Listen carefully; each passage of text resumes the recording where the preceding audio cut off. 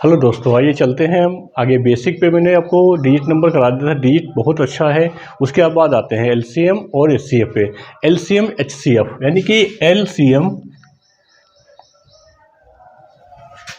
और HCF.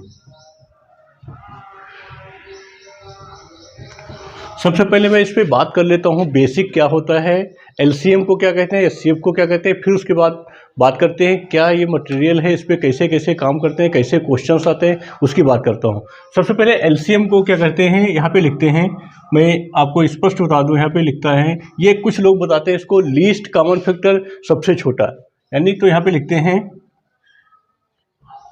Least common multiple. ठीक, least common multiple, least common multiple यानी कि इसकी बात मैं करूंगा, अभी बता रहा हूं क्या है लीस्ट कॉमन मल्टीपल को। यहां पे लिखते हैं लघुत्तम समापवर्तक।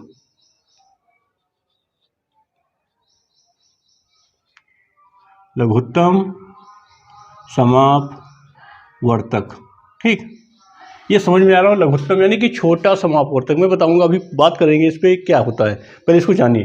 फिर यहाँ पे हम लिखते हैं एचसीएफ की बात करते हैं, तो यहाँ पे हो जाता है हाईएस्ट कॉमन फैक्टर। हाईएस्ट मतलब जो सबसे बड़ा, उसमें दिया होगा जो सबसे बड़ा। दोनों में जो भी बात करेंगे अभी समझाएंगे, स्पष्ट समझ में आएगा आपको। यहाँ पे लिखते हैं हाईएस्ट कॉमन फैक्टर, ठीक, हाईएस्ट कॉमन फैक्टर, तो इसे लिखते हैं महत्तम समापवर्तक। ठीक, लघुत्तम समापवर्तक, महत्तम समापवर्तक, ये स्टार्टिंग भाषा है। ठीक, इसके पहले आपको, इसको पढ़ने से पहले आपको यहाँ पे एलसीएम एचसीएफ जानने से पहले आपको डिजिबल रूल आने चाहिए। ये इसको डिवाइड कैसे करते हैं, मैंने कई रूल बता रखे हैं, मैं हल्का बेसिक बता रहा हूँ, उसके बाद आता हूँ। सबसे पहले थोड़ी सी रोक के बताता हूँ। यहाँ पे जैसे ये लिखा है, लघुत्तम समापवर्तक में दो चीज़ें आती हैं। यहाँ पे एक आता है हमारे पास मल्टीपल, इस पे विशेष ध्यान रख देना है। मल्टीपल आता है, मल्टीपल को यहाँ पे मैं ये विशेष ध्यान देना है। मल्टीपल क्या है, और यहाँ पे फैक्टर, इन्हीं दोनों का काम है इसमें, और ज़्यादा विशेष काम नहीं है। यहाँ पे मल्टीपल और फैक्टर, इनको पहले दोनों को डिफरेंस जान ले। डिफरेंस क्या होता है, अंतर क्या है दोनों में, फिर बताते हैं आगे। मल्टीपल मतलब होता है किसी भी नंबर का पहाड़ा, किसी भी नंबर का पहाड़ा। देख लीजिए, जैसे हमने लिखा है यहाँ पे 2 का मल्टीपल, ठीक, 2 का मल्टीपल, 2 का मल्टीपल क्या हो जाएगा, विशेष ध्यान रखेंगे। 2 का मल्टीपल हो जाता है 2, 4, 6, 8 डॉट डॉट 100। ये सभी क्या हैं, 2 के मल्टीपल हैं। 2 के मल्टीपल, आई होप समझ में आ रहा होगा। 2 के मल्टीपल की बात कर रहा हूँ। यदि हम यहाँ पे कर लिख दें 5 का मल्टीपल, तो 5 का मल्टीपल आप लिखेंगे यहाँ पे 5, 10, 15, 20, 25, 30 डॉट डॉट। ठीक, अब आ जाते हैं यहाँ पे फैक्टर की बात करते हैं। फैक्टर क्या बोला है वो देखते हैं। जैसे हमने लिखा यहाँ पे, आपको लिख दिया 8, ठीक, 8 के फैक्टर बताइए। 8 के फैक्टर आप निकालेंगे, देखिए 1 है, 2, 4, 8, ये क्या है, 8 के फैक्टर हैं। ये मल्टीपल नहीं है, 8 के फैक्टर हैं। जैसे हमने लिखा यहाँ पे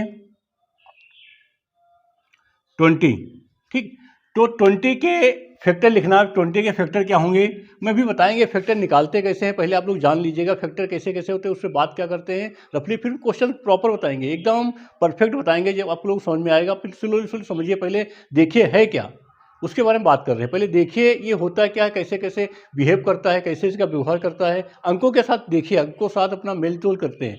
पहले अंकों के साथ हम मिलते जुलते हैं, उसके बाद काम करते हैं। ठीक, तो यहाँ पे कह रहा है 20, 20 के फैक्टर, 20 के फैक्टर सबसे पहले 1 निकलेगा, फिर 2, 4, 5, 10 और 20, ये क्या कहलाएंगे, 20 के फैक्टर कहलाएंगे। ठीक, 20 के फैक्टर समझ में आ गया, मल्टीपल समझ में आ गया। अब इस पे हम यहीं पे रोक के आगे चलते हैं, सबसे पहले बात करते हैं ये कैसे निकालेंगे, क्या होता है उसके बारे में। ठीक, तो ये सब सॉल्व करने के लिए आपको ये डिजिबल रूल आना चाहिए, विभाजित का नियम। ठीक है, अब आते हैं क्वेश्चंस पे। जैसे क्वेश्चन एक दिया गया, सबसे पहले यहाँ पे लिखा हमने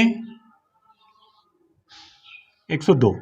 ठीक, अब 102 आपको क्या करना है, इसके लघुत्तम और ये महत्तम मान लिया बात करी जाएगी, तो सबसे पहले आपको फैक्टर आने चाहिए निकालने के लिए। इसको गुणाखंड कैसे करेंगे, ठीक है, तो डायरेक्ट आप करने लगते हैं इसे। ठीक है, तो डायरेक्ट ना करते हुए जैसा मैं बता रहा हूँ वैसा करिए। सबसे पहले हम इसको देखते हैं, इसका वर्ग, वर्ग से छोटा नंबर वर्ग कितना है यहाँ पे, यानी कि 10 का वर्ग 100 होता है। ठीक है, तो जितने इसके गुणनखंड फैक्टर होंगे 10 से छोटे ही रहेंगे। एक नंबर नोट कर लीजिएगा। ठीक है, आई रिपीट, यहां पे जैसे मैंने लिखा 102, तो 100 के नियरेस्ट, यानी कि जितने इसके फैक्टर होंगे 100 से ही छोटे होंगे। ये बात कंफर्म हो गई। तो 100 से छोटे कौन कौन से होंगे हमारे पास नंबर, 1, 2, 3, 5, 7 और कोई नहीं। अब इन्हीं नंबर से ये डिजिबल होगा। ठीक है, आगे देखते हैं, करिए। सबसे पहले इसका ये करेंगे, देखिए हमने लिखा 1 तो हो गए होगा, 1 होगा ना, दूसरा 2 हो गया, तीसरा ये 3 से है 3 हो गया।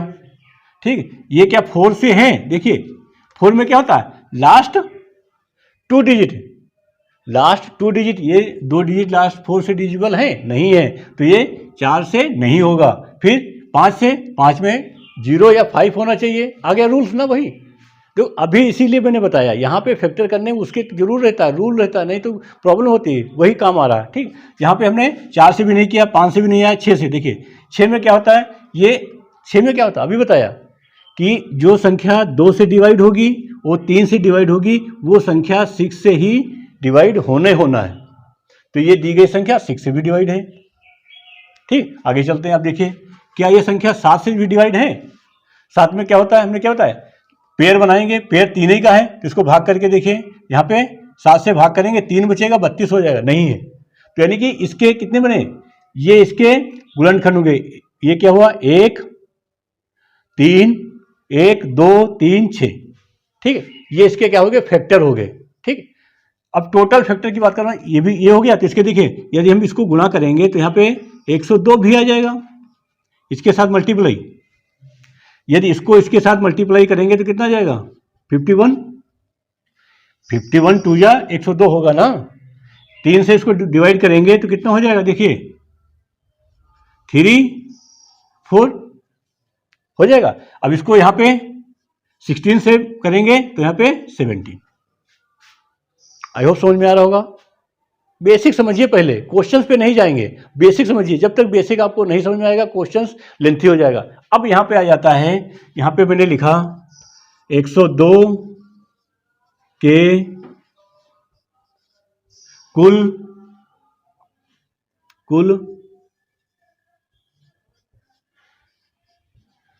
गुणनखंड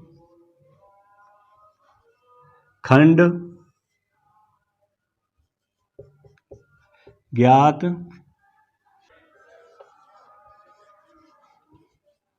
ऐसे कीजिए। ठीक, कुल गुणनखंड ज्ञात कीजिए, किसके, 102 के। तो कुल गुणनखंड कितने होंगे, कैसे निकालेंगे, यही विशेष ध्यान, इसी क्वेश्चन पे आते हैं। अभी मैं खाली केवल आपको एलसीएम की तरफ ले चल रहा हूँ, बेसिक समझा रहा हूँ। तो यहाँ पे देखो कुल कितने हुए, 1, 2, 3, 4, 5, 6, 7, 8। तो इसके आंसर हो गया 8।